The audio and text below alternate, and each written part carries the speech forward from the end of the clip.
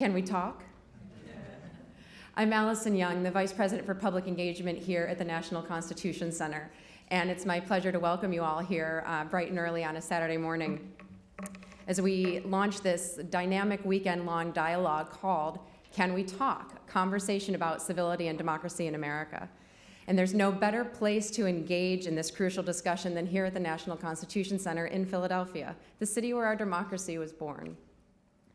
This weekend's conference couldn't have come at a better time, as our nation examines the tone of our own political dialogue, as dissent erupts within our borders from Arizona to Wisconsin, and around the world from Egypt to Libya, and as we watch the response efforts in Japan, amazed at the civility and kindness of its citizens, even in times of crisis.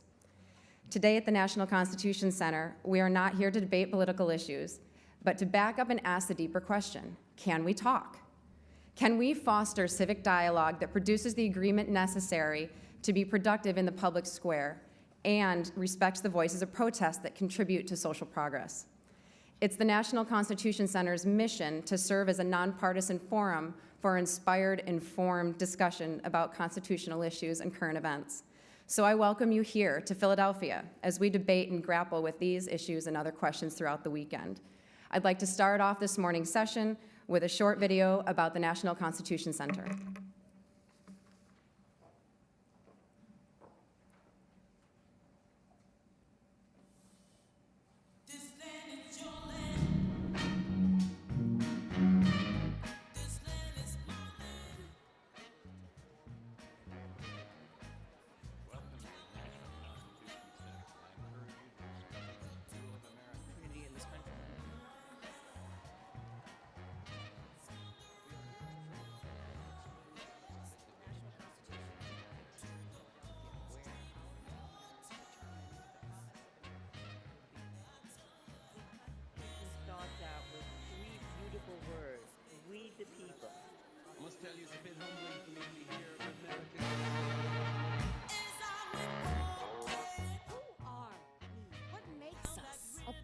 Could a 4-page document, could this Constitution actually create the nation that we are today? We welcome you to the National Constitution Center. The National Constitution Center has an amazing exhibit. America, I Am. This exhibit celebrates the contributions that African Americans have made to this country. Over 300 items, 12 galleries, 4 theaters, 15,000 square feet now at the National Constitution Center. The whole thing that gave rise to our Constitution was a flight from the arbitrary exercise of unlimited power. I've always read the Constitution as a work in progress. Yeah, a lot of people don't like what they see going on. The political system in Afghanistan is highly centralized. We have to provide a quality education for every American. We must not hand them a bankrupt economy. It is our distinct honor to host the 4th annual Peter Jennings Project for Journalists in the Constitution. We are live from Philadelphia here at the Exchange, a marketplace for student ideas. There's a lot of people involved with a presidential campaign. The Constitution Center contributes to the basic principles that bind us together as a nation and a people. For 2 decades, the Liberty Medal has been presented to men and women who have stood boldly for freedom. The recipient of the 2010 Liberty Medal, Tony Blair. The contest for the Democratic presidential nomination has gone on for some time, and there is much to discuss. This election offers us an opportunity to bring about real change. The National Constitution Center welcomed its 3 millionth visitor today. Honestly, in Afghanistan, we don't have independent media. I'm teaching people how to do citizen journalism. You have to tell about your history, about your culture. It's amazing how much the Constitution is a factor in our daily lives. If we don't know and understand our history, then we stand in real danger of losing what we have. The National Constitution Center defines us all as Americans. It is here where we the people can learn about the birth of the Constitution. This land is your land.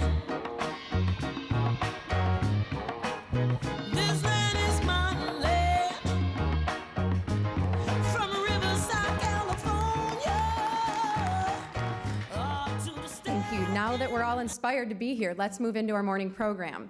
This weekend's Civility and Democracy Forum would not have been possible without the support of the National Endowment for the Humanities and a grant from their Bridging Cultures program. So at this time, I'd like to introduce Jim Leach, the 9th chairman of the National Endowment for the Humanities. Chairman Leach previously served 30 years representing southeastern Iowa and the U.S. House of Representatives, where he chaired the Banking and Financial Services Committee, the Subcommittee on Asian and Pacific Affairs, the Congressional Executive Commission on China, and founded and co-chaired the Congressional Humanities Caucus. He has taught at Princeton University's Woodrow Wilson School and at Harvard University's John F. Kennedy School of Government. He holds 10 honorary degrees and has received numerous awards for a lifetime dedicated to public service. Mr. Chairman, I remember you serving in Congress when I got my very first job as a Hill staffer in what seems a lifetime ago. So it's a great honor for me to share the stage with you today and welcome you. Will you all please join me in welcoming a great friend to the National Constitution Center, NEH Chairman Jim Leach.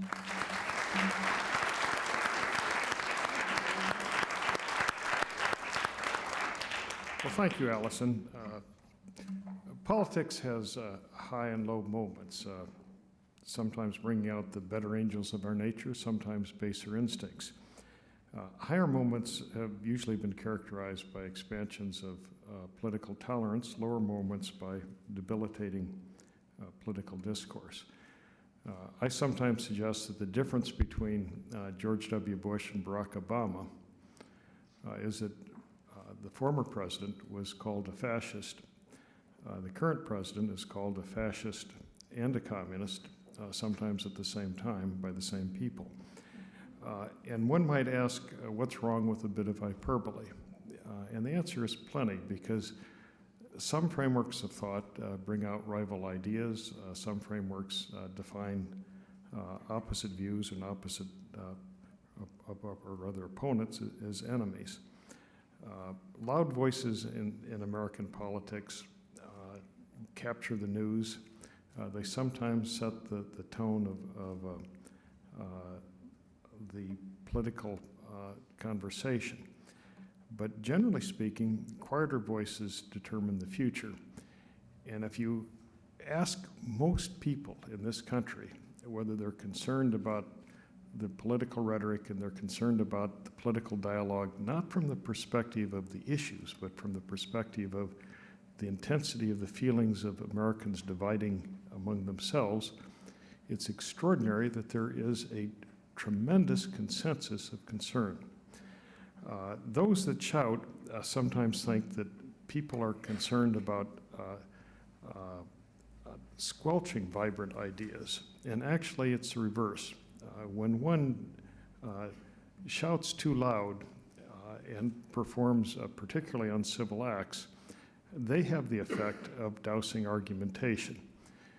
And when you think about it, spirited debate and argumentation are a social good.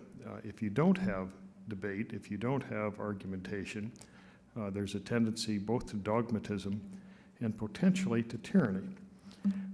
And so when I think of America at this particular moment in time, it's clear that we've had periods that have been more difficult and more divisive and more uncivil. By the same token, there's seldom been a period of time in which the country has more reason to come together. And the key and the great sense of our times is probably captured in the one observation of one of our greatest presidents, Abraham Lincoln, when citing scripture, he suggested that a house divided cannot stand. But a country that's splintered is a country that simply cannot reach its fullest greatness. And that is the context of concern about civil discourse in America today.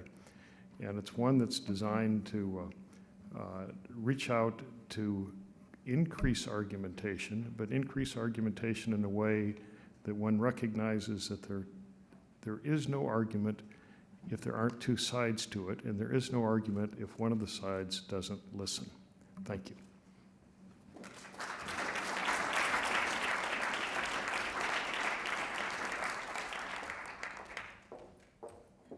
Thank you, Mr. Chairman. So let's let the listening begin.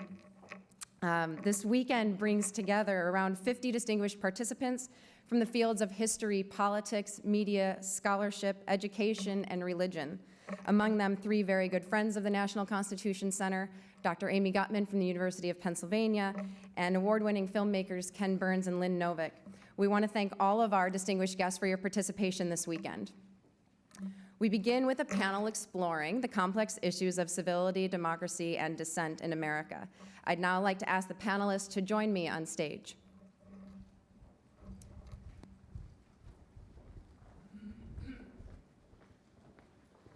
Our panelists' diverse backgrounds and perspective will surely inspire the compelling and provocative discussion that the chairman teed up for us. First, to my left, let me introduce Lee Hamilton, former member of Congress and director of the Center on Congress at Indiana University.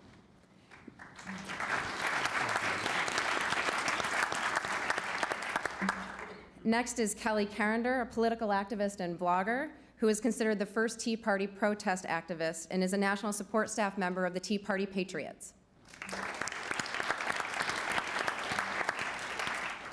Next is John Palfrey, Jr., the Henry N. Ness III Professor of Law, Vice Dean of Library and Information Resources, and faculty co-director of the Berkman Center for Internet and Society at Harvard Law School.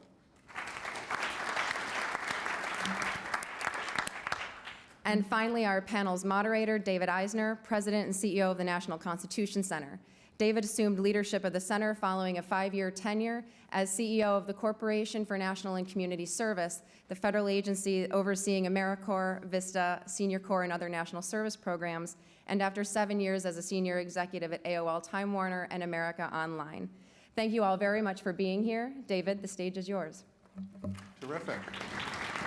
So, thank you all for joining us. Before we get going, I really would like to ask our panelists and our audience to thank Alison Young for putting all this together, along with Hugh Allen, who's there actually taking pictures as well. Thank you. And last night we got started so nicely with a preview of the upcoming movie series Prohibition, and we got to meet with Ken Burns and Lynn Novick, who are putting that together, and it put a lot of the questions that we're facing in sort of a historical context, using Prohibition as a case study. One of the questions that seem to be percolating through all of the folks that are coming for this great weekend is, why has this become such an important issue for America now? We are facing some of the toughest issues that we've faced in decades. They all seem to be coming together at one point. We heard the chairman talk about how important civility is, and it seems like America is responding, yes, this is very, very important, it's very timely, and we must discuss it right now. Why is that happening? Why is civility beginning to crowd out other issues, and why are Americans seeming to demand us to have this conversation? This is to all of you. Congressman, would you want to take a stab at it? Good morning to everybody. I'm delighted to be here at the Constitution Center, really one of the remarkable institutions in the country today, and I commend all of the leadership of the institution, including you, David. Well, why are we so concerned about civility? I think the answer is we've simply had a sharp decline in civility in our public forum. When I went to the Congress in 1965, I wrote a newsletter back to my constituents saying that I was surrounded by a cocoon of warmth, and I said that everything was extraordinarily hospitable in the Congress. If a new member of Congress said to that today, he or she would be laughed out of the room in all likelihood. Civility is on the decline. In political campaigns today, we often want to demonize our opponent. We want to attack their motivation. We want to attack their credibility. We want to attack their integrity, rather than keeping the discussion on a substantive level. So you have these very nasty political attacks that take place just constantly, And we have vast public relations efforts now put together to tear down the opponent and to discredit the opponent, not just build up what it is that you advocate. And they kind of pull out all of the stops to undermine the adversary's agenda. Now, this is a serious matter. It's a serious matter, not just because it's rude and impolite and all of the rest, but if you have a breakdown in civility, it creates a very serious threat to the ability of the body, whether it's the Congress or the City Council, to do business. If you cannot get along with those with whom you're working, then the chances of being able to reconcile very difficult issues, and they are difficult, are greatly diminished. I want to say one other thing, David. I know you want to turn to these other panelists, but I think oftentimes the American people don't understand sufficiently that you must have robust debate in our bodies of decision making. That's to be encouraged. And neither I nor anybody else should fall out of our chair if somebody disagrees with us pretty strongly. That's okay. But there is a line, isn't there? And it's not an easy line to define, where you step over the line of advocacy in a forceful way and it becomes excessive, it becomes highly incivil. We don't always agree just where that line is, but I think most of us agree there is such a line. So the American people should expect robust debate. They should expect members of Congress to go into the well and argue forcefully for the position that they advocate. But at the same time, and I'll probably say more about this later, I think each of us has the responsibility to say to elected officials, look, we want you to be a forceful advocate, but we want you to be polite. The words of Isaiah are probably still the best. Come, let us reason together. And we need to kind of keep that front and center. Keli? Well, I will be very frank and honest about this, but I'll start by relating it to a story. As most of you can imagine, Seattle's not a very conservative place. And so growing up there, I was a bit like a fish out of water, and I kept my views to myself for years and years and years and years. And I would find myself at dinner parties, and everyone in Seattle, or the majority of people in Seattle, because it is known to be a liberal city, assume that everyone thinks the same way. So you go to an event or a dinner party, and eventually politics comes up, and everyone starts agreeing with each other. And then they start to say some really nasty things. And so, as a conservative who was in the closet for most of her life and is now way out, she, I'd sit there and take it and take it and take it and think I had two choices.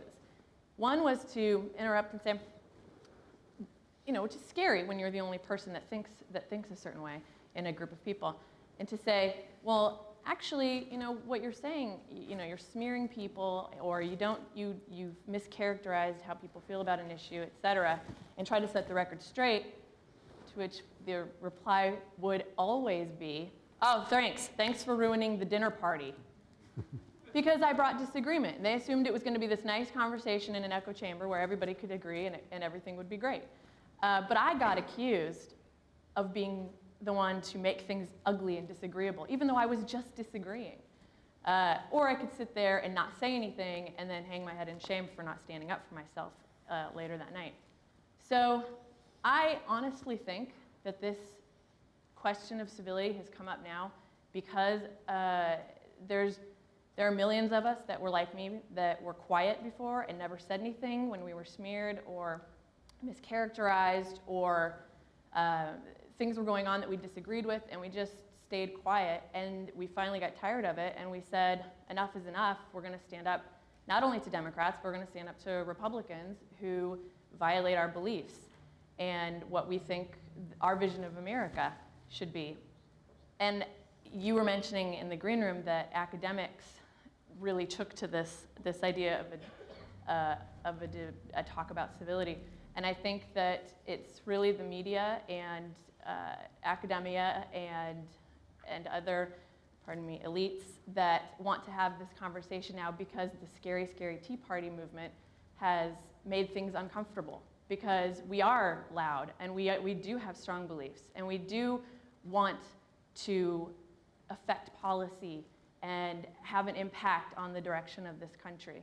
And a lot of those things are constantly mischaracterized. I can't tell you how many times I've been called a racist, and for the last 2 years, and nobody has seemed to care about that.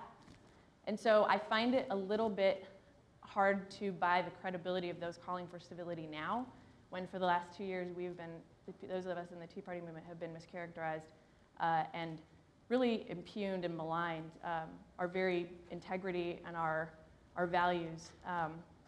So it might not be the nicest answer, but that's why I think that conversation is happening now. When you hear people say, let's talk about civility, let's be civil, there's an element of that you hear directed at the Tea Party that's basically saying, sit down and shut up. Yeah, exactly. Because I feel like nobody called out when we were accused of all these horrible things, and still are today. I mean, Harry Reid on the floor of the Senate likened our opposition to the health care bill, which was purely based on a philosophical worldview that disagrees with universal health care and things like that.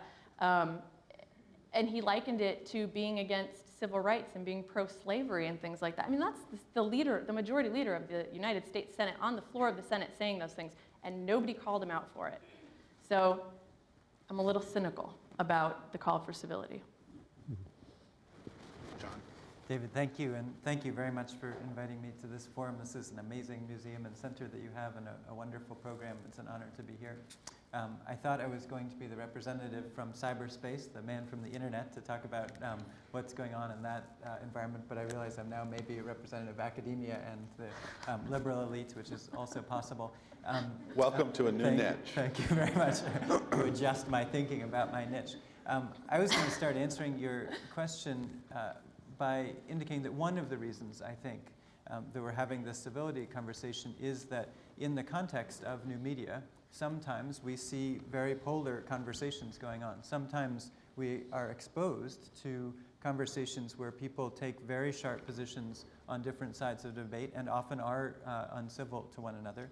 I study young people and how they use the internet in particular. And as I talk to parents and teachers about the discourse they see online, things that their kids are saying or their students are saying, I think very often people worry about kids these days, sort of a sense of declension, the generation that is now growing up saying and being meaner to one another. The fear about cyberbullying, for instance, as discourse in schools, not about democracy, but how kids are treating one another in a sense that they're meaner.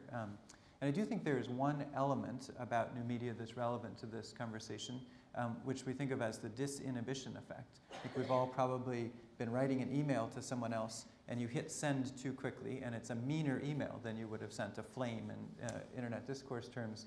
And I think the notion that you're not face-to-face with someone is something that creates a lack of inhibition sometimes to say something harsher. And I do think that's a real dynamic going on in these digitally mediated environments where more and more of our conversations are happening. I don't think that's the full story. I think, in fact, we should see the online environment as very much tied to the real world environment that we have, very much tied to the dinner parties in Seattle or in Philadelphia or wherever they might be, that this actually is not two different worlds. I think we should stop thinking about cyberspace and the blogosphere or the Twitter space or whatever as different than the conversations we're having in real space. I think we need to be just as accountable in those new media environments as we are face-to-face sitting here on a panel, whether or not mediated by C-SPAN. And I think actually that the emergence of these two related, tied together spheres in which we sometimes act differently and shouldn't is part of the answer.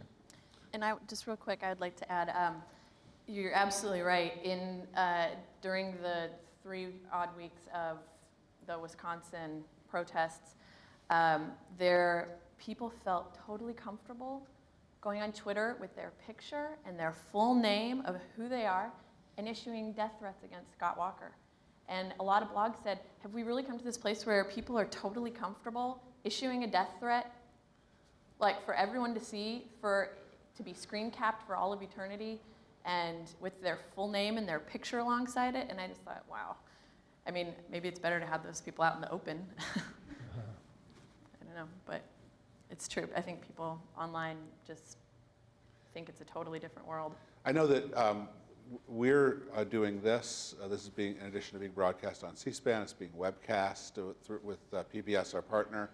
We're getting questions, and if today is anything like what happens other times that we do these webcasts, the questions that come in will often be less balanced and less civil than we would see standing face to face. Do we think, so one of the provocative things, Keli, that I think you've raised here is this question, there is an interesting question of whether civility is a challenge right now on all sides of the political spectrum, or whether there's a particular focus on civility from sort of the status quo trying to stop the more upstart. And one of the questions that I think has emerged around civility in general is whether there's a question of somebody being in power having to be more civil than someone that's seeking to influence power. So I know that when I ran a federal agency and did hearings, people would testify at those hearings and would get red-faced and point fingers and express their anger in a way that actually was helpful. Yesterday I learned the rational hostility, a reasonable hostility. I think do we think that there are different standards for civility in different venues and from different people, or should we be thinking about one standard that applies to everybody evenly? Well, David, my reaction to what you said is I think a person in public office has to be exceedingly careful to try to be civil. Now, I don't know whether it's a different standard than is applied to everybody else or not, but I know in conducting a public meeting, for example, if you, as the presiding person, as the person with power, whatever that may mean, display any kind of incivility or try to cut somebody off or try to cut them down or to try to call them a racist or whatever, that really reflects on you, not so much on the person. And the audience kind of automatically takes the side of the audience and not the person in the position of power.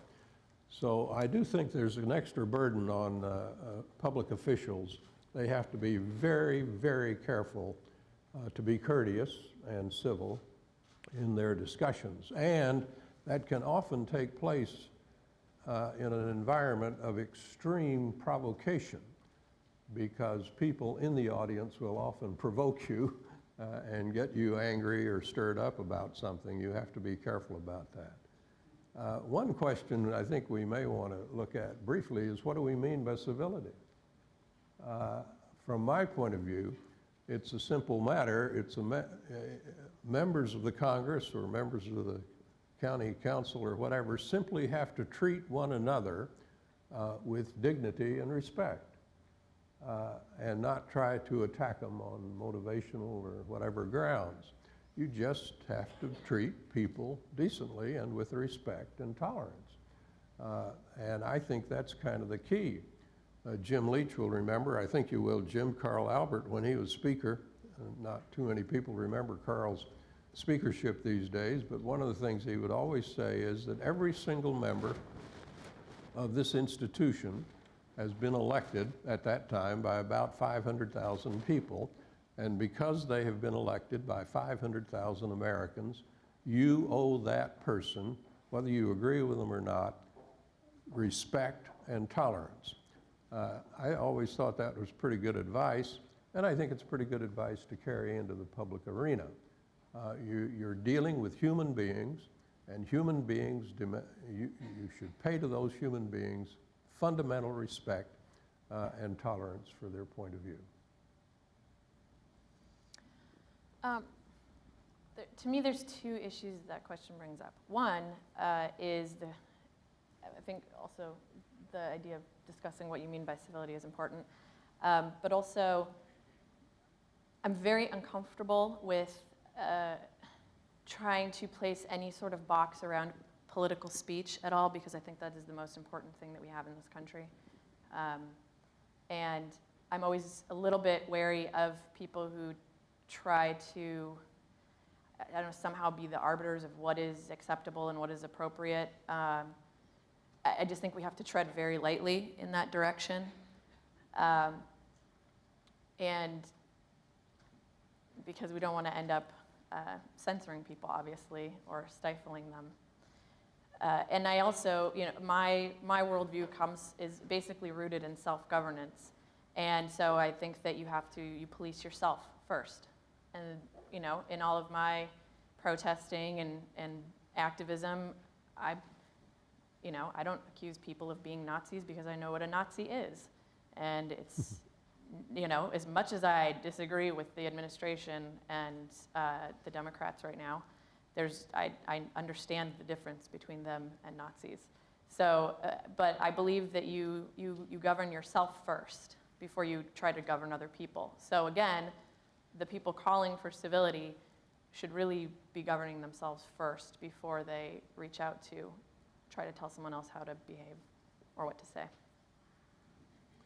I think I agree with much of that, although I suspect we could find some ways to disagree over the course of the panel. But David, to answer your question about the standard, should we have a single standard where we are equally civil to people in all different environments? I think the answer is yes. At least my gut answer is yes. There is a basic human respect and approach to dignity that whether you're in public office or you're with your wife or your children or your husband or your friends or in the city council, I think we do have a basic responsibility to act civilly to one another. And I really would, again, make the point that whether we're in cyberspace, as this gentleman is here, blogging away and so forth, or we're speaking face-to-face, that we should have the same standard, that we should be equally accountable in these environments. I do think that the point of how do we get to this level of civility is a useful conversation, and whether or not it should be something where we turn to the law or we turn to government to do it, or we turn to ourselves and our own institutions that we create. Plainly, in the Constitution, we have a very broad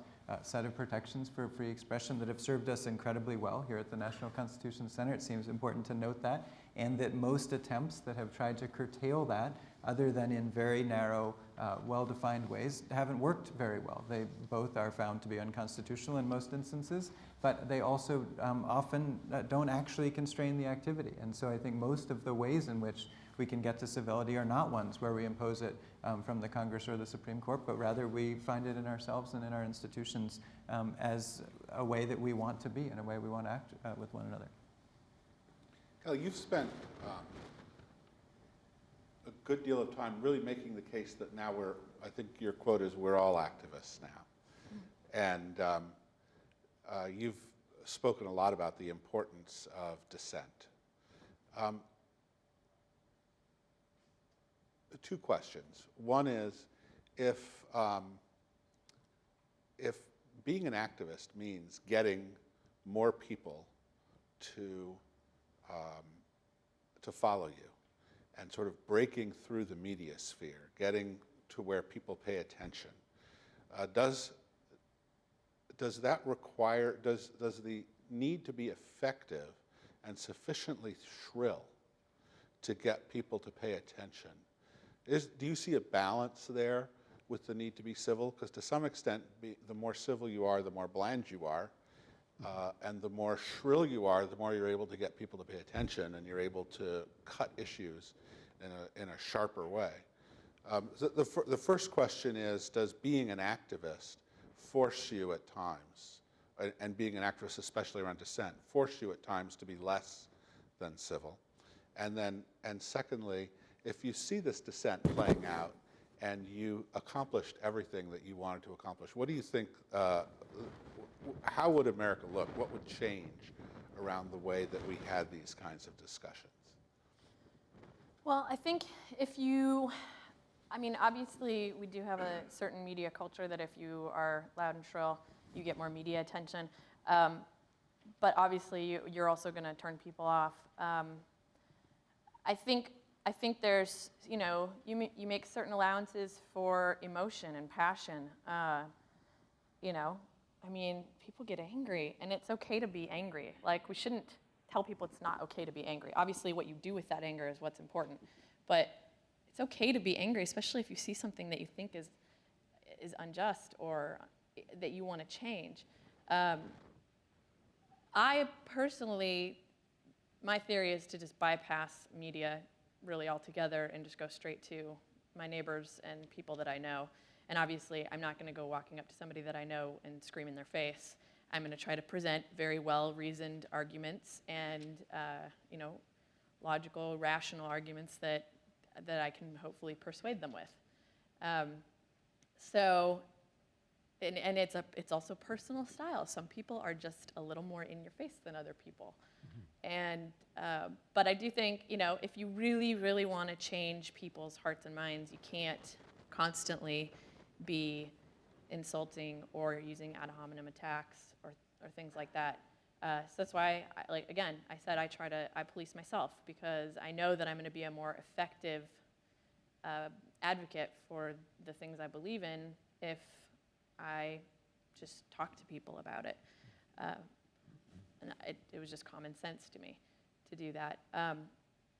If I don't ever see this whole the contentious debates and things like that. I don't actually ever see that going away, regardless of if one side wins or whatever, because nobody ever wins forever.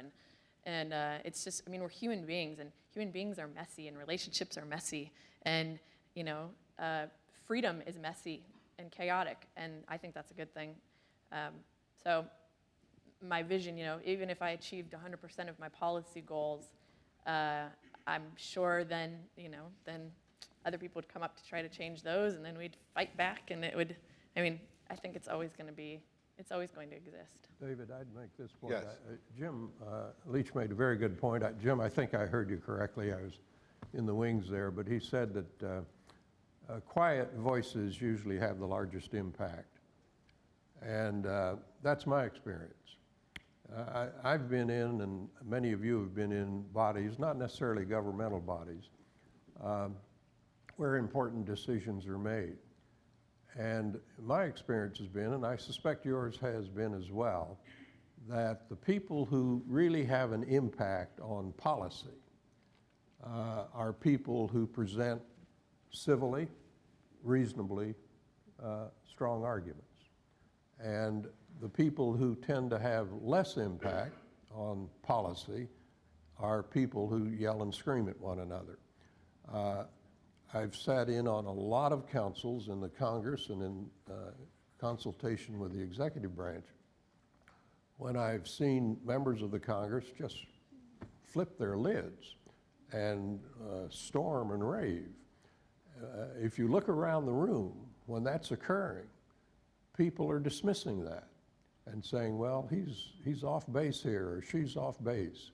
And then almost invariably, when decisions are to be made, the discussions will return to serious, sometimes vigorous, robust conversation, but not incivil. So I believe that if your objective is to have impact on policy, then you have to go at it in a very civil way. And to the extent you are incivil, you decrease your impact in the decision-making body. Now, there's a different kind of forum, of course. There are different kinds of forums. And if I'm appearing, I happen to be a Democrat, if I'm appearing before a Democratic partisan group, and I get up and give a very reasoned course on why we ought to do this or that, the other, they probably get bored. And so you have to, as a public leader, you have to sometimes adjust to the crowd that you're in. So we often get the phenomenon, every politician's acquainted with it, of stirring up your partisan friends. That's part of the process. But I don't think that's the body where the decisions are made. I think the decisions are made, fortunately, in this country, in both the public and the private sector, in very constructive, serious, civil discussions. I love this example because I think it actually points to one of the things that may be changing in our media environment today, where one of the things we see when we study young people is the extent to which in different environments they seek to have different identities. This is something that's true in regular environments too, where you try on different roles as you're growing up, and this is very important. And one thing we see in the internet is they'll have one kind of identity in Facebook, and they might actually have a second identity in Facebook, and then another one in a game environment like a World of Warcraft, and another one in another virtual space. And one of the differences is that from the observer's perspective, if you can see all of those, you can see all these different identities of the person. And I think one of the challenges that we're going to see emerge in the political sphere is that the same may be true of people who are speaking differently in different environments to their constituents, for instance. So take the example of the congressman who goes back to the district and speaks in fired up terms, very rhetorically strong terms about a topic to a set of observers who is then filmed, as very easily they might be, comparably goes and gives a different talk to a series of people in Washington, D.C., and a series of talks to fundraisers and so forth, and then someone comes back and sees the distinction between the congressperson in all of those environments. I think that's a complicating factor of how discourse is going to play out. I think the example of the NPR fundraisers who were captured on tape speaking one way to some donors and then exposed in a certain fashion is an example of that, where it may be harder to have those different kinds of conversations in different spaces if in fact we're recording ourselves anytime we're in semi-public space. I was thinking the other day when I was walking around at these remarkable historical monuments within blocks of us here, a debate would occur in Independence Hall, and it would be very strong, very vigorous. But it wouldn't get out to the country for weeks, if then. Today, you get up and make a sharp debate, and it's in Seattle instantaneously. And boy, let me tell you, that's a different environment for a public speaker. It's a very, very different environment. And if I might, I'm kind of envious of the founding fathers now and then on that ground alone. But I'd just add that it's not just the concurrency. In other words, that right now someone could be listening to us webcast and on C-SPAN. It's that it's then recorded for posterity as well.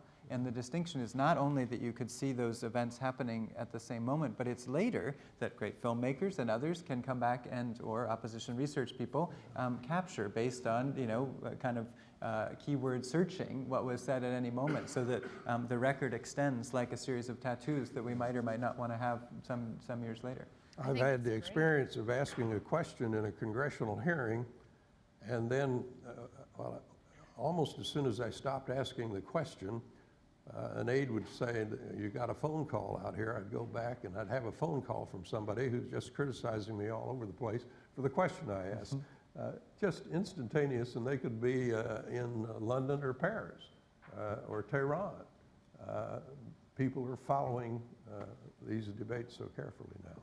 I have a state legislator, one of my state legislators, who refuses to be videotaped. So she makes arrangements with her whatever venue she's going to, and she refuses to be videotaped. And to me, there's something seriously wrong with that, because to me that I feel like there's something that she's hiding. So I love the fact that we can videotape people and we have it and there's a record.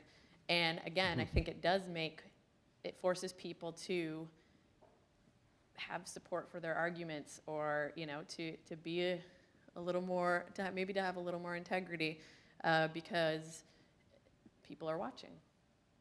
Well, I hope it also encourages people to be a little bit less positive that they're always right, since once in a while they'll be proved wrong. And that will also, hopefully, over the long period, force people to figure out the right way of apologizing or acknowledging that they're changing their point of view. Yes, for the last several years I've been saying this, as you can see from all the clips. But I think that I'm moving toward this point of view for the following reasons. Congressman, you talked about the need that people have more influence when they speak with a quiet voice. Do you think that's true in the decision-making in the decision-making process? That really discounts the role of dissent. Of what? Of dissent. That's what you're really talking about. There are people that have already gotten to the point where they're at the table helping make the decision. What about the thought? It seems to me that when people are trying to get to the table, when they're trying to basically say, I need a seat at the table, that they're less likely to be effective when they're using a quiet voice. Do you think that's right? Well, I think it's a good point that you're making. Keli a moment ago was talking about her feeling that she had been excluded from, her viewpoint had been excluded. That's not an uncommon view. You run into that all the time in politics. People feel that, well, by golly, I wasn't consulted, I didn't have my voice in it. And it's usually a legitimate and serious complaint. It's very, very hard to be all-inclusive. And it is true that sometimes the dissenter has to speak up with a little more passion, I guess, than the person who is trying to, who's in the mainstream. But that even a dissenter who speaks up with passion must speak up with competence. In order to have an impact on our policy process in this country, I think you do need to bring some passion to your position. If you're bland, nobody's going to pay much attention to you probably. But you can feel something very passionately and still not be very effective because you're not competent. Or the reverse can be true. You can be very competent, but you don't have any compassion, passion, and you won't have all that much impact either. So I think in order to bring real impact, you have to combine both competence and the passion. And how you express that passion makes all the difference. If I get up and say to this group that's about ready to vote on something or other, I think you're all a bunch of idiots, that's not exactly the way I'm going to win influence in that body. I've got to be civil, I've got to be respectful, I've got to tolerate every point of view. But I appreciate the point. The dissenter does have a problem, and people often feel in this country, by golly, they're not paying any attention to my point of view. And that's often right. The reason the Tea Party people have had the impact they've had, which I think has been very substantial in the country, is because they felt very deeply that their point of view was being ignored. And so they had to speak up strongly. And, you know, here, to me, there's another question is, how do you deal if a passionate and competent person, you speak that way? I mean, how do you deal with the Speaker of the House equating your fiscal movement, though very passionate, you know, a very impassioned movement? How do you deal with her equating that to the time around Harvey Milk's assassination, implying that we're getting towards a place where somebody could be assassinated? I mean, to have leaders who have such a huge microphone and platform to stand on accuse you constantly of hating poor people, hating minorities, wanting to take the country back to pre-civil rights. I mean, it's the most disgusting thing, and to hear it from people who are elected and have these microphones, and to not have any media hold them accountable. You know, they're on CNN making accusations, and after the Tucson incident, I mean, within, you know, an hour, people were accusing conservatives in the Tea Party movement, though we later find out this guy was completely apolitical and had never listened to talk radio and wasn't a Tea Partier and everything. But where was the media when they were on CNN, when the people making accusations were on CNN saying this? Where were the CNN anchors saying, hold on a second, let's wait a second. You know, you're maligning a lot of people right now, and you don't know any of the facts. So how is somebody supposed to deal with that? How is just a normal, everyday, average person who's now an activist, or maybe not even an activist, but feels a certain way or sympathizes with the Tea Party movement? I mean, I think that's a really important question, because it sucks to have people think this about you. How much, well, let's pursue the media for just a moment here. How much do we think that the increase in what feel like incidents of incivility is contributed to by a media that, first of all, jumps with vigor and passion on a statement that it can see sort of violates any frame of political correctness, and that also really tends to focus much more on controversy than on any element of substance. So for a moment, we'll stay away from, the other question is how the new technology in terms of new media is exacerbating this. But what about news media? Are they creating a lot of the issues that we're dealing with today around civility? Well, David, I often say facetiously to my journalist friends in Washington that there are no journalists in Washington. And by that, I mean I am disturbed by the trend in journalism generally for everybody to want to be a pundit, and nobody wants to report the facts. Now, of course, there are a lot of very good journalists in Washington, but it is true, I think, that the media over a period of years has become less interested in reporting where, when, what, when, where, what, when, how, whatever the old journalist adage was, and much more in expressing opinion. And of course, that's where the money is. If you're a journalist today and you want to make a big income, you become a pundit. You write a syndicated column or you get on television as a commentator, and that's, so the financial incentives kind of work against the traditional reporting in this country. But I often feel that the media exacerbates a problem and doesn't help. Look, what you have to try to do in the Congress at least, and I think in other bodies as well, is you got to search for a remedy. That's what the Congress is all about. You got all of these difficult issues out here, and they really are difficult. And the Congress represents all the people of the country. When I was in high school, we had 130 million people in this country. Today, I don't know what it is, it's over 300 million. And we know that the country has become enormously more diverse than it was decades ago. Now, you got to reconcile those points of view in the Congress. And that means you have to make accommodations. You cannot govern this country without making accommodations, without making compromise. We wouldn't have a country if these gentlemen who met down here in Independence Hall didn't make major compromises. The media, I think, does tend to exaggerate the differences. They do that in part because they want to make the issue clear. I understand that. And some of these issues are not easy to make clear. But I do think they tend to exacerbate it. I've had the experience personally a number of times of being asked to go on or being sounded out to go on a talk show. And they'll say, well, Hamilton, what's your position on this?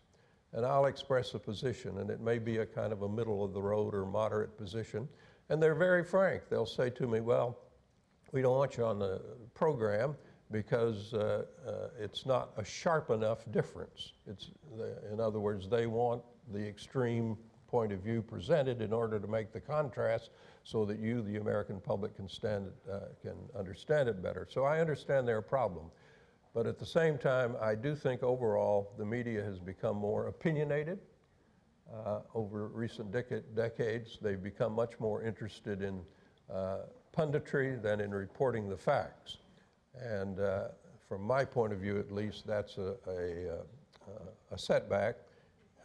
And trying to reach agreement on these difficult issues You, as a public figure, you do need the help of the press for sure, but it's not an easy group of people to deal with if they're more inclined towards opinion than fact. John?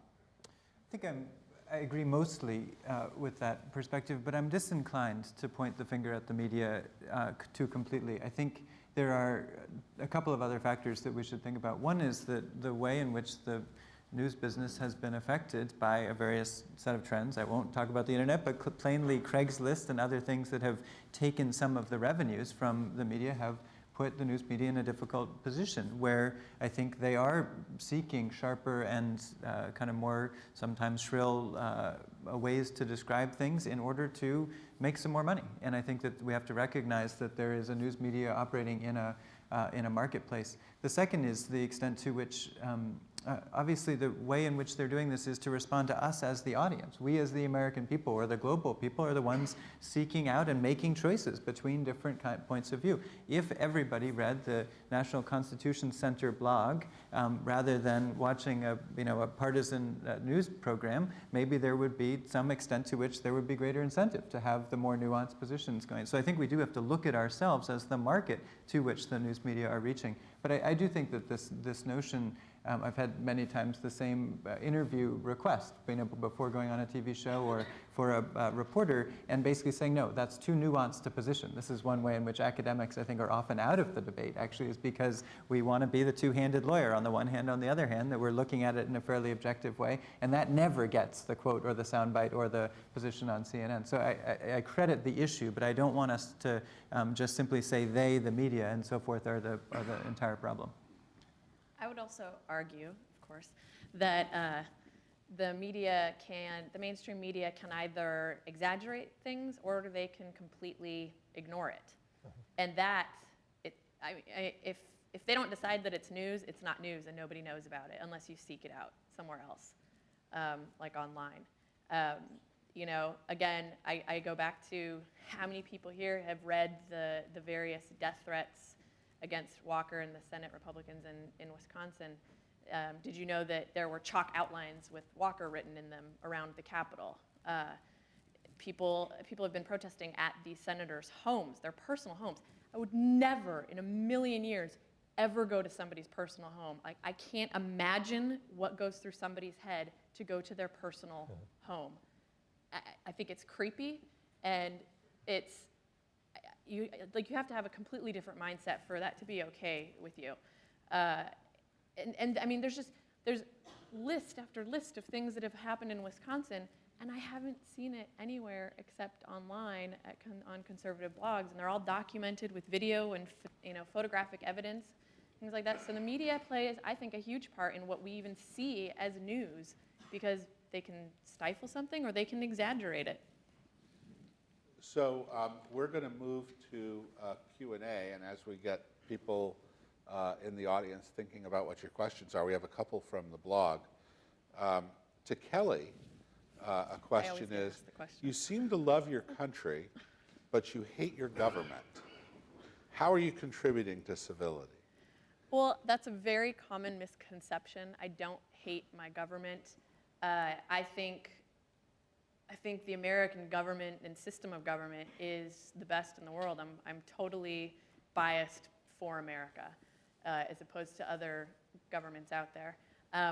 What I don't like is a lot of the ways that I think the government has changed. And at Tea Party Patriots, our three core principles are fiscal responsibility, constitutionally limited government, and free markets.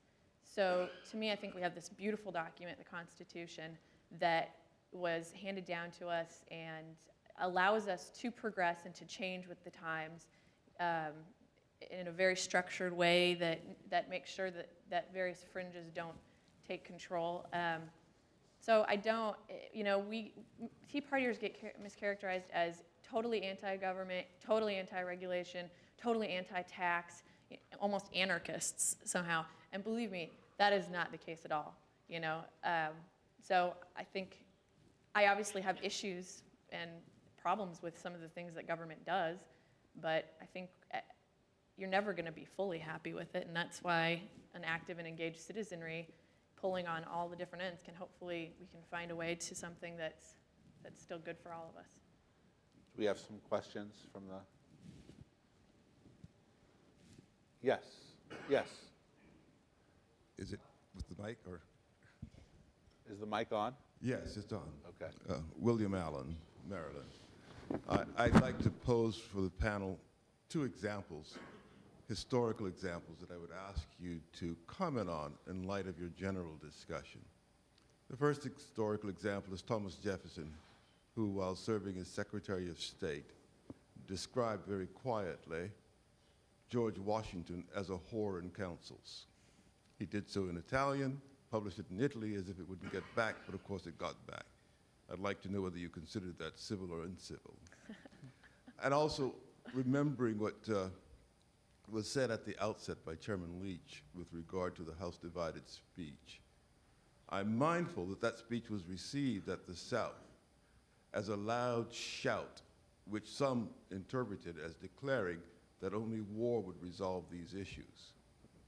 I'd like to know how you take that reaction to what was, in fact, a statesmanlike diplomatic speech. I agree with Chairman Leach, but which was received as an outrage. David, I'm not sure I heard all of that. I don't hear as well as I should. The first comment was Jefferson's attack on Washington. Well, he said some pretty tough things about Washington.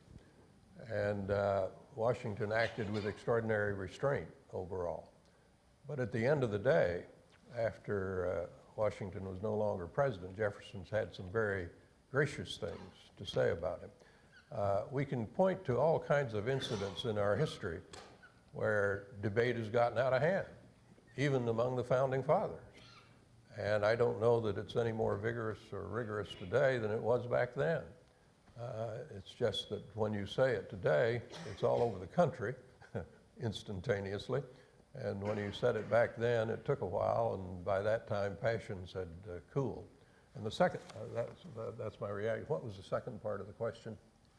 The fact that Lincoln's statesmanly reference to the better angels of our nature, that was actually received by the South as provocative and basically requiring war.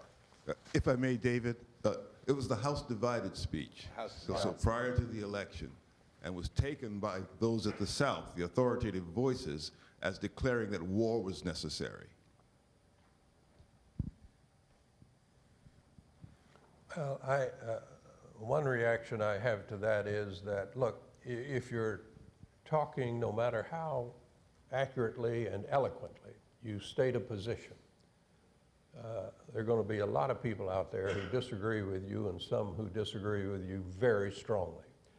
You simply cannot deal with the really controversial issues that this country confronts and get up and make a statement that everybody agrees with on that issue.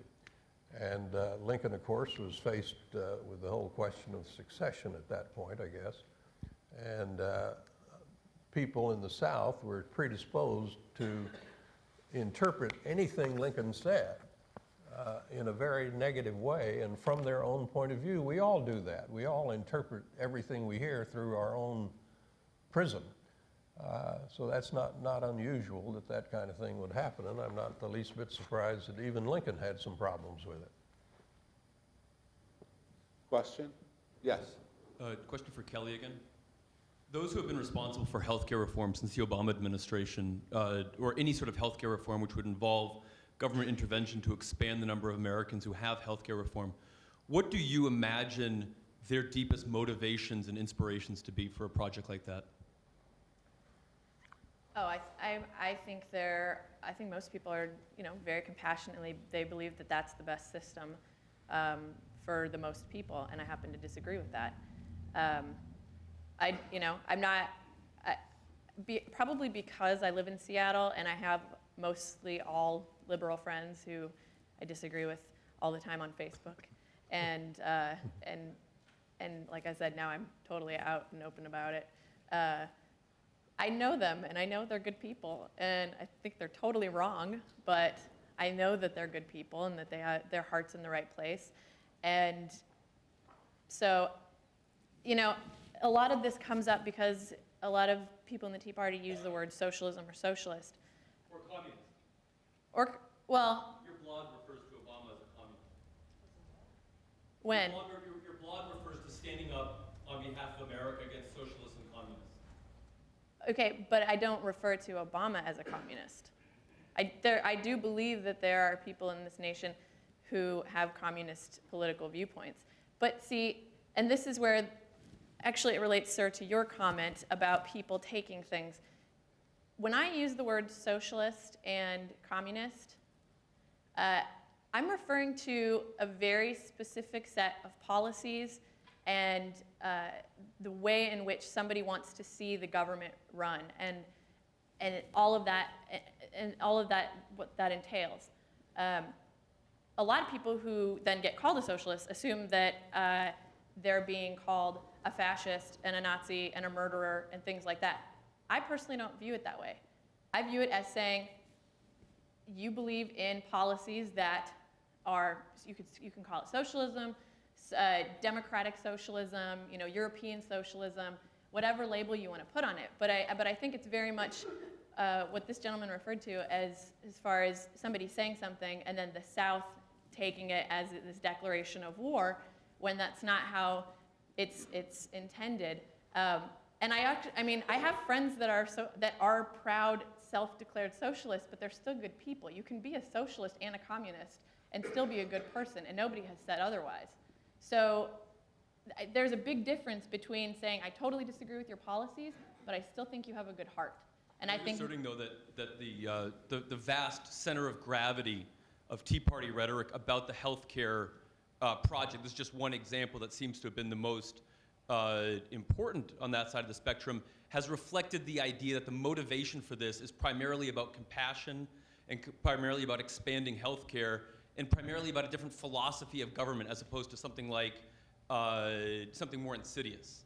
I mean, what you're saying here today, do you think that reflects the broader center of gravity of the way that honest debate about a legitimate policy disagreement has been structured and framed? Absolutely, because I've met thousands of people. I've been at hundreds of rallies, and just like we were saying with the media, who do they pick out? When they go to a left-wing rally or they go to a right-wing rally, who do they pick out of the crowd? They pick out the crazy people. They pick out the people with the crazy signs. They pick out the people that are going to be most interesting, again, because I'm not going to be that interesting if I'm actually talking about page 547 in the healthcare bill and I'm trying to make a very rational point. That's not interesting, but I can guarantee you that the vast majority of people in the Tea Party movement, they're just regular people who are learning how to be engaged in their government. They're learning about civics. They're going to city council meetings to hold their local governments accountable. They're learning about government transparency. Yes, worldview and philosophically, they are opposed to the healthcare bill that passed. Yes. And yes, a lot of us view it as at least a move towards socialism. But again, that doesn't mean that we think people are bad people. And a lot of that comes from, just meeting other people that have different viewpoints. And I'll just say something else really quickly. I spoke at Mount Holyoke back in December, and it was very interesting, the questions that I got. It was very obvious that a lot of these women had never really been challenged and didn't know anybody with a different viewpoint, which I thought was really sad because it's such a good university. And I spoke to some of them afterwards, and they said to me, "Yeah, I have no conservative friends." And I think when you don't know people who have different viewpoints from yourself, you tend to look at them as caricatures, and you're going to believe the 5-second sound bites that you see on the media as representative of the entire movement. In Wisconsin, the violent protesters or the violent rhetoric that came out of there, the vast majority of people, that's not them. There were conservative bloggers that said, no, most of these people are pretty peaceful. But, you are going to, the media tends to report the more salacious. Next question. Yes. Hi. I have more questions than I know what to do with at the moment. The first was really for Representative Hamilton. You said that civility is in decline, and I'm not sure that's right. I grew up in Wisconsin, and my earliest, vague admittedly, but earliest memories is of Senator McCarthy. He was not a very civil contributor to American political debate, and he commanded the national spotlight, and he shaped an entire generation of what the topics on the agenda were.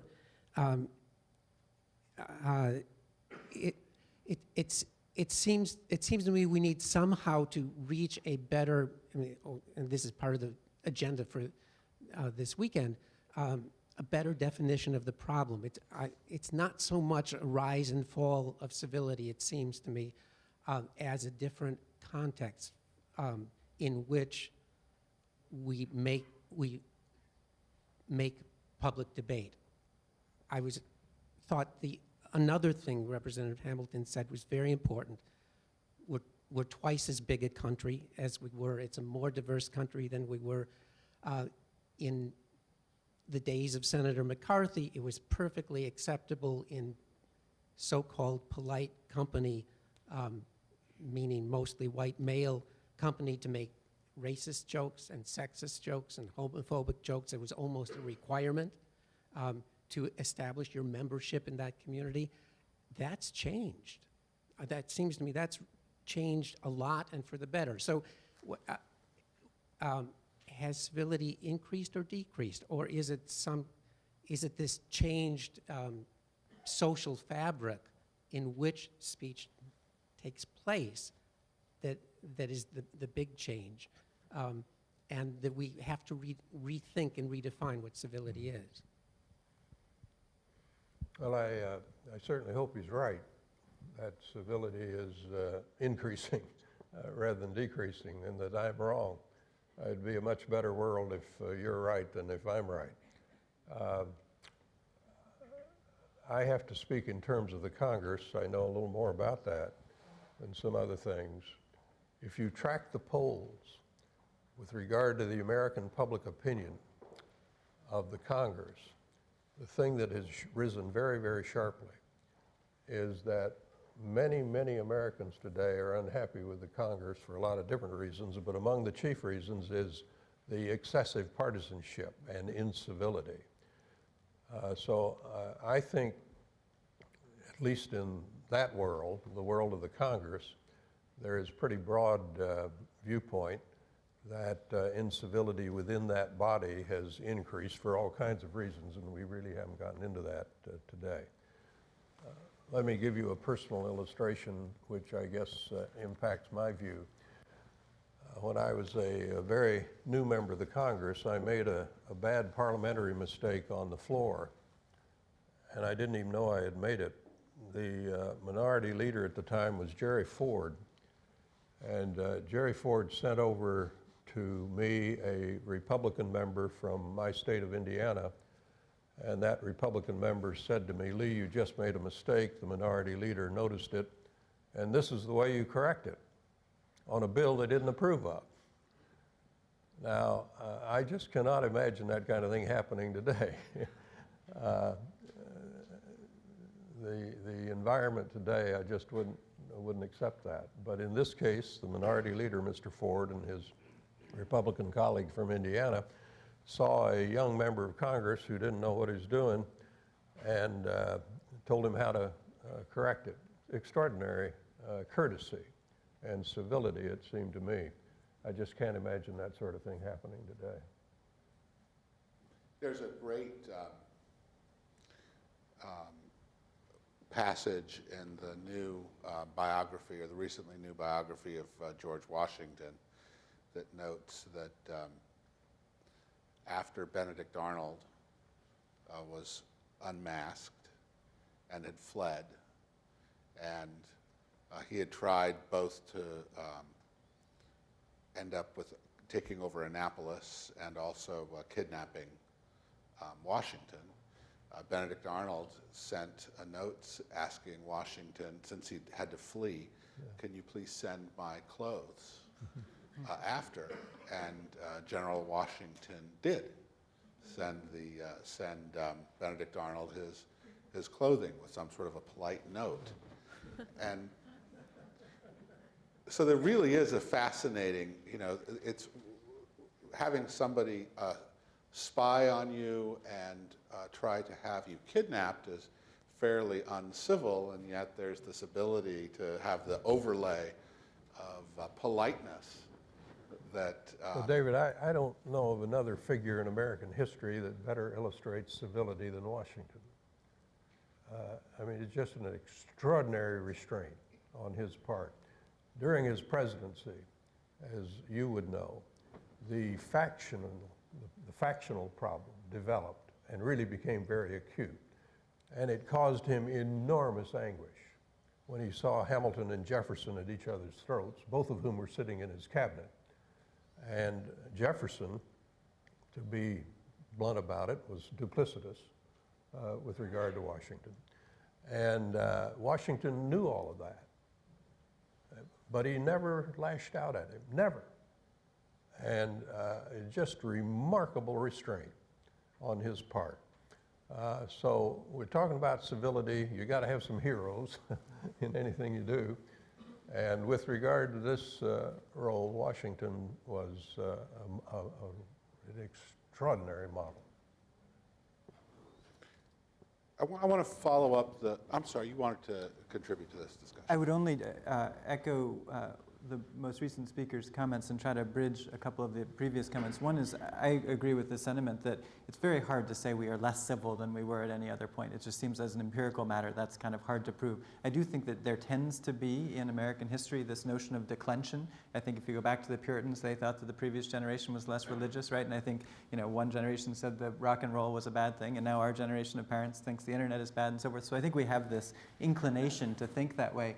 But I do think it actually, the invocation of the communism, socialism point actually helps to explain some of the colloquy we saw a minute before. If you have a generation of people growing up as thinking about the bad guy as communists and socialists, you know well that's a hot button thing to call something socialist or communist. So when we're having a discussion about a policy matter for whomever it might be in a blog or otherwise to say that's socialist or that's communist, even if you're not saying you are, it's very easy to personalize that very quickly. And I'm a capitalist who happens to believe the healthcare bill was a good thing. I don't perceive myself to be a socialist or a communist. I don't think of myself as Lenin, Stalin, any number of others that obviously invokes. So very quickly, I think the conversation does go to, that's how the passions arise, right, when you're pressing those buttons. But I would bring it back to Hamilton and Jefferson. We wouldn't have as strong a country as we do today, but for those guys going at it to some extent, right? That was crucial. Two different visions of the country that helped to forge where we are now. And I think we just have to figure out how can we have, in the right context, in the right way, the Hamiltonian, Jeffersonian debate on healthcare without, getting at one another's throats literally. Yeah, but I think there's maybe it is because of the past associations with those words, but you know what, I'm 31, I don't have those associations with those words, and I view the attempt to have universal health care and the government involved in so much industry and things like that as a move towards socialism. And I know there's nuanced differences between social democracy and various labels, but I'm not going to not use that word because somebody else has an association with it and gets offended by it. And I don't think it's fair to ask me to change my vocabulary like that because someone happens to think that because of this past association with this word. I think it's a totally legitimate word to use. And we had some literature to read before we came here. And one of them was President Obama's commencement speech in Michigan in 2010. To one of the universities there, and he talked about civility in there for a little bit, and part of what he said was talking about name calling and things like that, that, you know, a whole bunch of different leaders have been called Nazis and fascists and blah, blah, blah, all that sort of thing. But he threw socialist in there. And I think that's it's totally not okay to put those in the same league. It's a completely different thing to call someone a racist and a Nazi than to call them a socialist, or to say that the policy that they support is socialist, or statist is a word that I like to use as well. So I'm sorry if that makes you feel bad, but people say a lot of things that make me feel bad too. That's What about life. the word communist? I rarely use communist. I really rarely use it because I don't see that as very mainstream. I think that is very much a fringe group here, but I do think that there is a lot of socialism or socialism light that has made its way into the progressive side of politics in this country.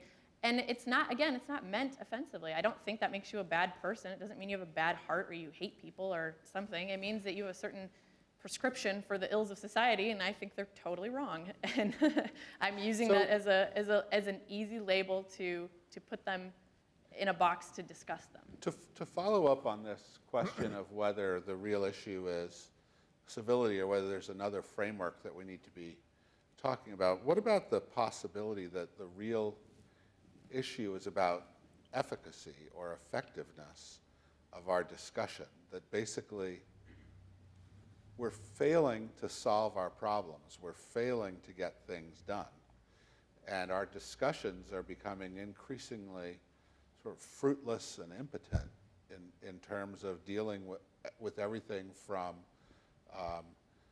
challenges around healthcare, challenges around immigration, challenges around our tax code, some of the larger structural issues of being an overly leveraged economy. Is it possible that this worry that we're not being sufficiently civil is really a proxy worry for the fact that our conversations are becoming less fruitful? Possibly. I don't think it's correct to say that our government is dysfunctional. You may not agree with what they produce, and you may be very frustrated in the process because the process is messy, and any doubt about it. But the government does make decisions. They may not be decisions we agree with. A dysfunctional government is like the government of Iraq today, that simply cannot deliver any services. Our government delivers services. Our government makes decisions. That's a pretty low threshold. What? That's a pretty low threshold. Well, I was trying to give you an illustration, and that's one. But our government delivers services, not perfectly, obviously, and our government makes a lot of decisions. If you go back to last December, the government, in a matter of a few weeks, made all kinds of decisions, many of them. Many of them Keli probably wouldn't like, but they did make decisions. On the question of civility, whether it's going up or down, I think my view, I don't want to come across as saying to you that I think the situation is hopeless. I don't think it is. I think incivility is, or put it the other way around, I think civility is just not as clear, as much in evidence as it used to be, is the way I would put it. And I don't think the situation is helpless or hopeless. I think there are all kinds of illustrations today, members of Congress, who join together in bipartisan efforts. And many politicians believe they benefit from taking a bipartisan position. I also think that in our country, in the Congress at least, there are rhythms here, there are patterns, where there are times when the Congress is much more partisan than at other times. And now it is true today that you have a lot of factors that may be built very strongly into our system that encourage incivility and excessive partisanship. But overall, I think it's important to keep in mind that historically there are patterns of the country being incivil more and more civil at other times. The important point to remember here is that the Congress is a responsive body. And if you and I, make clear to our representatives, look, we want you to get in there and debate seriously on this question. We want you to take the position you're comfortable taking, but we do not approve of your excessive partisanship, however you might define excessive partisanship. In other words, we can't blame the excessive partisanship just on the politicians. They deserve some of the blame, but because they're the ones that execute it. But we have to accept our own responsibility. Look, it's a very easy thing for me as a Democrat to say to a Republican, I think you're being incivil. That's an easy judgment for me to make. The tougher thing for me to say is to a member of my own party, look, I agree with your position, but you're just out of bounds the way you're stating that position. You're using all kinds of words you shouldn't use. You're accusing Keli of being a racist. You ought not to do that. Or you're accusing somebody of being a Nazi or a communist or whatever. So our responsibility within our own party, it seems to me, more than with the other party, is to say, when the leader of our party gets up and says something that is incivil, that is excessively partisan, is to say to that leader or that representative, look, I'm with you, I support your positions, but by golly, you stepped out of line. That's a great way of thinking, that really the trick is not to be trying to enforce civility across these bridges, but sort of within these areas. Are you seeing, John, that in the online communities where you clearly see these emerging niches where communities of like-minded folks are gathering more and more together, do you see that there's a trend toward this, toward self-policing? Or is the trend more toward that as folks congregate more with like-minded people, they tend to become more shrill and more extreme? So this is one of the key debates that goes on in the literature about the online space, which is characterized in one sense often by a guy named Cass Sunstein, who's now in the government, was a law professor before that, who talked about the daily me and the idea that one of the effects of the internet was for us to surround ourselves only with the views that we believed in, and that someone who believed one very strong view would simply get a whole series of feeds, RSS feeds or tweets or whatever, that would come in and create a personal echo chamber, right? And that people on another side of the spectrum would do the other. There are a group of others, in particular a man named Yochai Benkler at Harvard Law School, who thinks that in fact we can have this more civil dialogue, that in fact we can listen to one another more in this environment, and there's an empirical debate as to which of those is true. And I happen to believe that in the possibility of the medium, I think we have an attention deficit, which is I think one of the big issues. There's only a certain amount of time. There are many more speakers now. It's no longer the case that you wake up in the morning and read the New York Times cover to cover or the Philadelphia Inquirer, and then at the end of the day you hear Walter Cronkite or Katie Couric tell you what happened. No, all day long you're getting all this information from different sources, and sometimes it's Keli directly and sometimes it's mediated. So I think we have changed the way in which we get that information. I do think that the idea, though, of our view of Congress is very important to this debate of civility broadly. I'm sure over the several decades that you've been in Congress, you've noticed the extent to which public opinion polls show that we think that Congress is less effective than we did several decades ago. It's a fairly precipitous drop, even while the rating of the Supreme Court, for instance, this totally unaccountable, in one sense, body has stayed very, very high. And I think that I wonder if there isn't a connection in some ways between those two, that as we see more directly, as opposed to mediated through a few sources, what's in fact going on in the Congress, that we get more frustrated with what we see in that environment. And I don't know, it's a hypothesis, but I wonder if there isn't a connection between those two. Thanks. I think we've got about 10 minutes left, so what I think we'll do is ask folks that have questions, that would like to ask questions. We'll try to get a bunch of them together, and then we'll go around and you can respond to the ones that you think are the most urgent, need responding to. Yeah.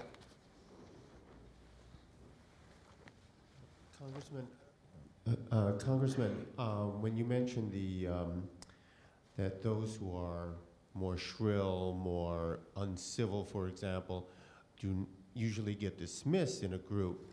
However, it seems we are bombarded continuously by images in popular media, films and TV and so on, where they tend to glorify those who scream, who yell, who say obnoxious things in a crowd or a meeting. How do you think that fits in with our current situation? Yes. Do you think that the principles of civility were violated by Edward R. Murrow when he morally and personally attacked Joe McCarthy?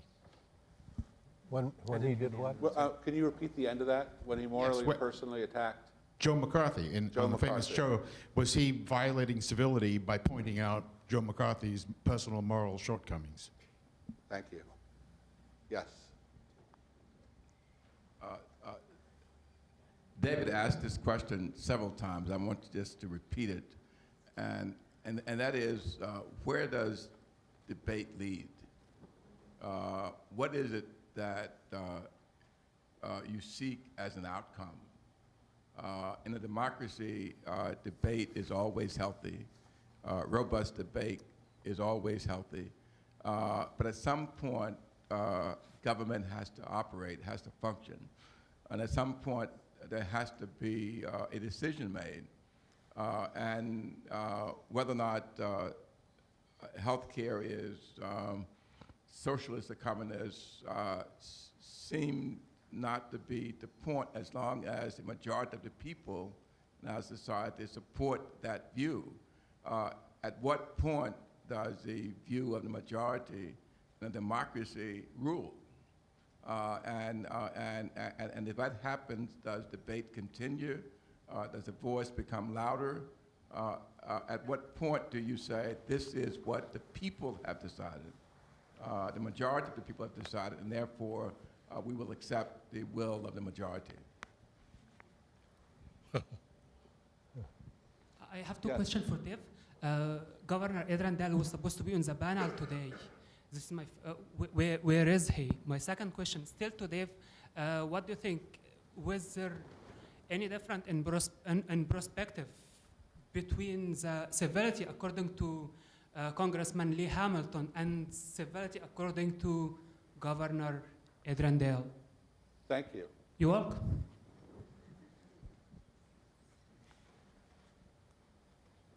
Do you have any more on that side?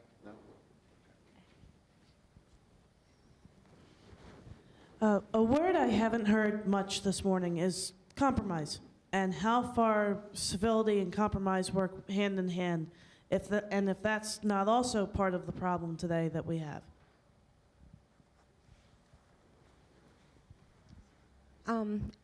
You asked whether or not we thought that it was civility actually the question we need to be asking. You know, I got to see the screening last night of Prohibition. I thought it was outstanding. But one thing that really struck me was the level of corruption. And I think that's a C word we really need to discuss. More so than civility is the corruption. I mean, we had the bootleggers going right into the Capitol delivering illegal goods that those same congressmen actually voted for.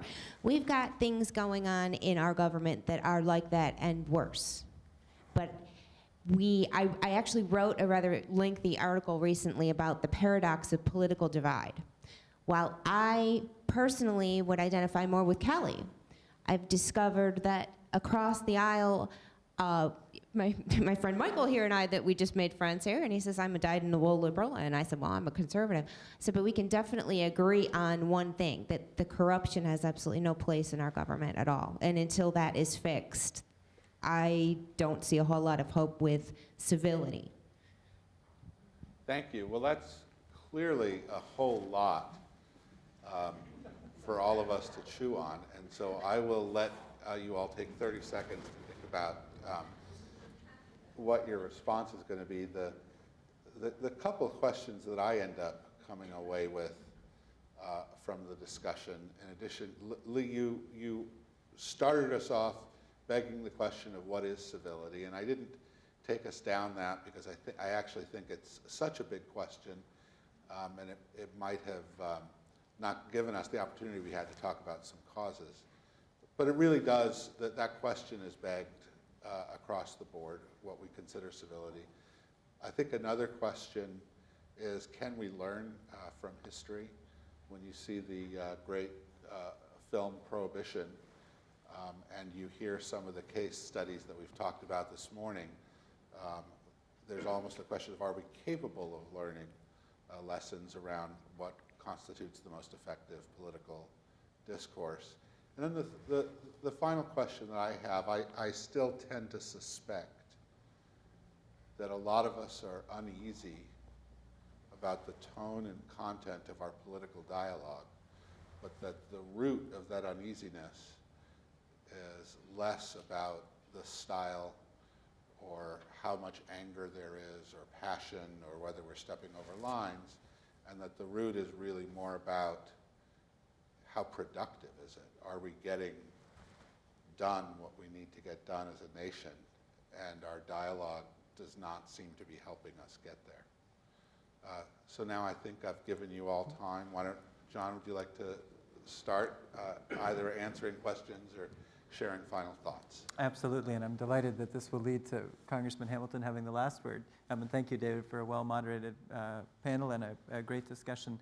A couple of just rapid-fire responses. One, to the gentleman over here, I think the discourse itself is important. I think that how we do it, why we're all here, is because we believe in the conversation being important. And I think, for me, the takeaway in some ways of this session is Kelly's opening notion about feeling unwelcome and in a discussion space, and trying to understand that and make sure that isn't the way that people who are coming into civic life are reacting, and that we are welcomed. I think a second is this point about history. I think this is where I disagree with Kelly. I'm in my 30s too. I think we desperately have to understand our history, whether it's Washington, Hamilton, Jefferson, or what Stalin and Lenin did, or what happened in Prohibition. And that's, I think, the beauty of these museums and these spaces. And I think that's incumbent on us as we participate in these dialogues. And the third one is that while I believe in the effectiveness of dialogue leading to action, and certainly agree that money in politics is one of the reasons we are very skeptical of our Congress, back to the gentleman who mentioned the Civil War, sometimes the rhetoric and the discussion, in fact, needs to lead to war, right? I mean, I think with the hindsight of history, the Civil War may have been a necessary thing for this country to have that fight in order to resolve something that simply we couldn't coexist with that debate there. But I think this has been a great conversation. I'm grateful to be part of it. Also, I'd like to thank you for inviting me to this. I thought it was really great, and I always welcome the opportunity to talk to people of opposing viewpoints or similar viewpoints. I'd like to address the corruption question, because as I've become more engaged in civics and in politics, I really have sort of come to the conclusion that transparency in government, or the lack thereof, is really the root of many, many of our problems. It's the root of people being dissatisfied with their government and their elected officials. It's the root of having no accountability or little accountability. It's the root of a lot of our profligate spending, because we don't know where our money is going.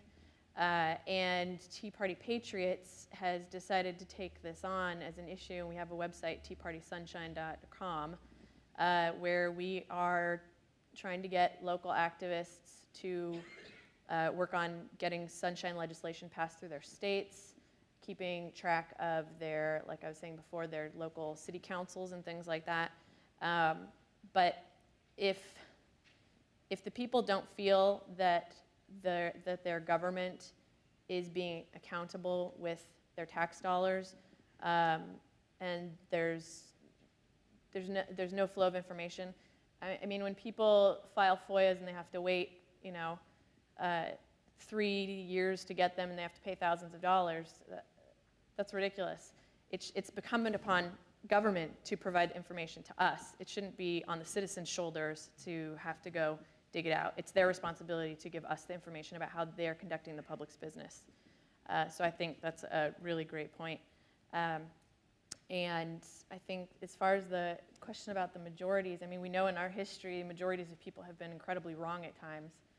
And so, I mean, I don't have an easy answer right now, but I think that's a really good question to ask, is when do we take the will of the majority, and when can people stand up and say the majority is wrong right now? And that's, I mean, that's a huge question too. And I guess just in closing, I would ask that if people really believe in having more civility, that you start again with yourself. And at the same time, I'm a believer in free speech completely, especially for political speech. And that means that if you think there's bad speech out there, you don't seek to ban the speech or stop the speech. You use your own free speech to combat it. So if you think that somebody has said something, like the gentleman back there didn't like what I said on my blog, then he should write about it, and he probably will because he's taking notes, I think. You know, I think that's the best way. We really can make sure that we stay free and that we still have our discussions that we need to have in our debates. So if you don't like something that somebody said, then you should say something about it. Congressman Lee Hamilton, Yeah, take us home. I'm not sure I heard all the questions, but let me take them up as best I heard them. One comment was about uncivil behavior. We're being bombarded by it from all sides, and that obviously points out that maybe society in general is less civil than it was decades ago. And the Congress or other political bodies reflect, as they should, the feeling of the American people. So if the society is more uncivil, it should not be unusual to find out that the body of their representatives is more uncivil. A second question was with regard to Edward R. Murrow. I remember when Edward R. Murrow attacked Joseph McCarthy, and when he did that, he stepped outside the role of being a journalist. He was no longer a journalist. He was simply fed up with McCarthy, and he felt a sense of outrage. He had an unusual platform that most of us don't have, television. But I could personally understand why he attacked McCarthy, but when he did it, he clearly was not being a journalist. He was expressing himself as an American citizen. A decision was made here, a point was made here about decisions have to be made in government. That's a very important point. You can have all the debate, dialogue you can think of, all the consultation. At some point, you got to make a decision, and when you make that decision, you're going to get a lot of people mad. That's just part of the process. Now, the important thing to note is the manner in which the decision is made is terribly important. If I'm in the minority, if I cast a vote in the minority and I don't win the vote in the House of Representatives, but I feel like I've had a fair shot, that I've been listened to, that my colleagues have been respectful, that I haven't been shut out of the process, I really don't have that many complaints to make. I've fought the fight, I've lost it. And I have to accept that. I can come back and fight another day, but on that one, I've lost. So the manner in which we make a decision is important. Democracy is not a result. Democracy is a process. And we have to keep that in mind. There was another comment here made about the role of compromise and accommodation. I'm not sure that is a matter of civility, but I just want to say that, look, our government cannot function if you do not compromise and do not make accommodations. It cannot function. So when I hear a politician get up and say, I am not going to compromise on this issue, that is a formula for deadlock, because there's going to be people on the other side of the aisle taking a different, maybe not on the other side of the aisle, taking a different position. Now, so the question becomes, you got to stand up for your rights. You want to argue your ideological point. You're entitled to do that. But at the end of the day, we have to make accommodations, and the responsibility of the public official is to make the country work. I was a Democrat when Ronald Reagan was president. President Reagan held his positions very strongly and very firmly. But at the end of the day, we in the Democratic Party knew that Ronald Reagan would compromise. Government did not shut down, during Ronald Reagan's presidency. He compromised, we compromised, and I hope both sides walked away feeling reasonably good about it. And I think they did.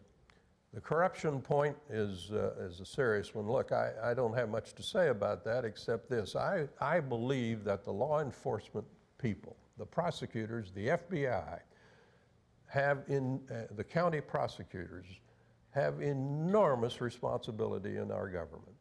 They are the ones that have to enforce the criminal law. And Bob Mueller, whom I think has done an excellent job as the director of the FBI, has shifted the attention of the FBI from law enforcement to dealing with terrorism for obviously very good reasons.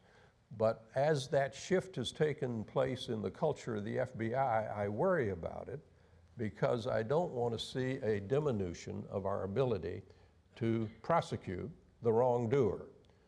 I talked to a very good friend in a high position not long ago in the FBI who said to me that today the FBI cannot prosecute an Enron case because they do not have the capabilities, and it takes extraordinarily technical capabilities to prosecute that kind of a case, that they did have back then. I don't know whether my friend's right or wrong, but boy, it really worried me because we've seen a lot of activity in the financial markets and the rest that at least raised the suspicion of misconduct.